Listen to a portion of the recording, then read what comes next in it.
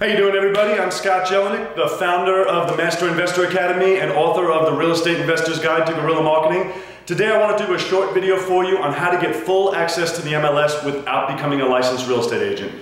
If you are a licensed real estate agent, you can turn this off. You got no use for this because you already have full access. If you're not, this may be helpful for you. For those of you who don't know, the MLS is the multiple listing service. That is, across the country, it's about where 98% of all properties that are being sold or for sale are listed. There's a few still stragglers that are for sale by owners, but the majority of houses are listed on the MLS.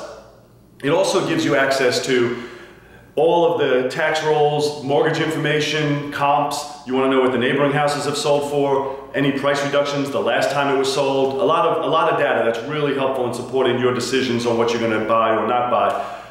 There's a few different ways to get MLS access. One of the ways most people get started is they have an investor-friendly agent. And that's purely simple. You have an agent who deals with investors, you have a good relationship you develop, and then he'll start sending you deals as they come across his desk. Or if he looks every morning, he'll send you ones that he thinks viable.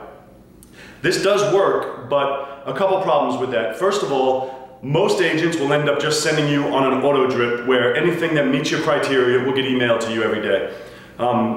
That can work, you can get deals that way, but the problem is that no eyeballs are actually hitting these, it's automatic, and so you'll end up getting so many emails with properties that aren't even remotely close to something you can buy that you start discounting everything that gets sent and don't even bother looking. The second thing is, these are only going to send you properties that are for sale. It's not going to give you all the data that you need if it's something unrelated to a new listing that you're looking at. If you're looking at a lead you got on your own and you just want supporting documentation so you know what you can offer, none of that's going to come through this type of system. It does work to have an agent as a friendly agent to work with you.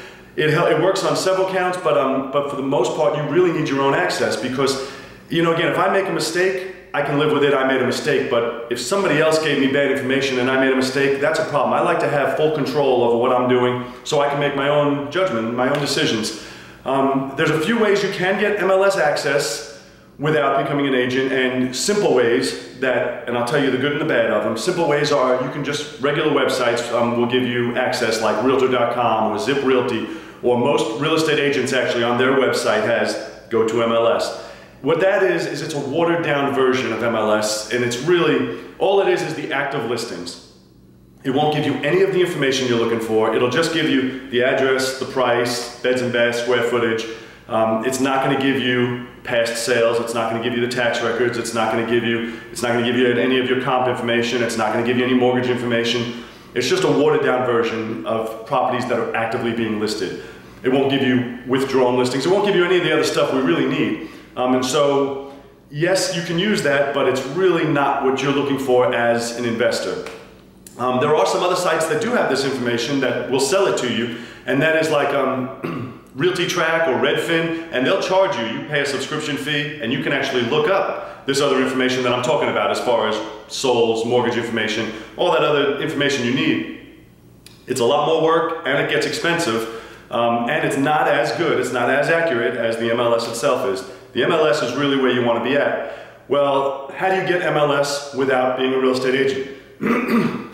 There are two different ways, and one way, the initial way, the way most people do it, is when you develop a good relationship with your real estate agent, and this is frowned on, but it happens every day. Once you develop a good relationship with your real estate agent, you're bringing them deals, you're bringing them listings, they're making money from you, you then ask them for their access, ID, and password.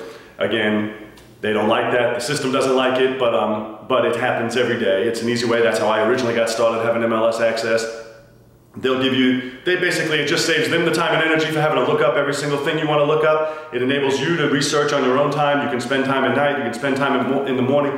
If you do want to make offers on anything that's listed, you make sure you make it through this guy who gave you his ID. Don't call somebody else, because that's kind of the incentive for him giving you access, is anything you buy, you're going to buy through him. I used to do it that way. Now, MLS also changes their password every 90 days, so it's something you have to keep up with. If you have somebody give it to you, it's not like you're set for life. Every 90 days, they change their password, you got to get the new one. So that's the one way of doing it. The other way, which in my opinion is the absolute best way, and it gives you legal, full access, and that is to become an unlicensed agent's assistant. Now, most people never even heard of this, and all this is, it's really simple. Anybody who's a real estate agent is allowed to have an unlicensed assistant. The unlicensed assistant has very limited abilities as far as what they can do, but one of the things they can do is full access to MLS. They're not supposed to be able to go show properties, they're not supposed to have a key to get into properties, except their own listings, but they're allowed to have full access to MLS with your own name and password.